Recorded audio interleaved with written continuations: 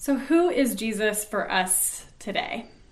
I think there has been a tendency over centuries to sort of sanitize Jesus, to sort of soften Jesus, to make him the Jesus of a prosperity gospel and a Jesus who only preaches love and comfort.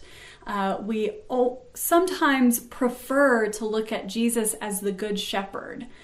And yet we also have a Jesus who flipped over tables in the temple, right? Who said, "Stop making my Father's house a marketplace." I think it's time that we reclaim who Jesus really is. And we have to remember that Jesus was a poor, brown-skinned man living under Roman oppression and occupation. A person who always aligned himself with the poor and the oppressed, who always spoke critically of systems of power, especially when those systems were abusing their power, who spoke out against injustice, and drew some pretty hard lines in the sand. And that is a Jesus that sometimes we feel uncomfortable with. And so I think we're living in a moment where we need to reclaim the radical identity of Jesus. It matters that he aligned himself with the poor and with the oppressed. He considered it his ministry. In Luke 4, he says, "The Spirit of the Lord is upon me to proclaim good news to the poor, release to the captives, recovery of sight to the blind, to let the oppressed go free." That was his mission. And that is meant to be our mission as well.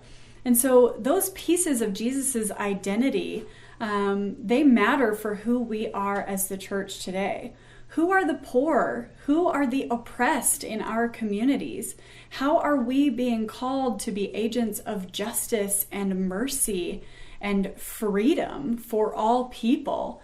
I think that's really important for us, and we can't claim that piece of our identity if we're dealing with a sanitized, soft version of Jesus. We have to take both parts, the comforting good shepherd and the radical man who flipped tables in the temple. Both of those are Jesus. And so at times we are indeed called to be peacemakers. We are called to provide comfort.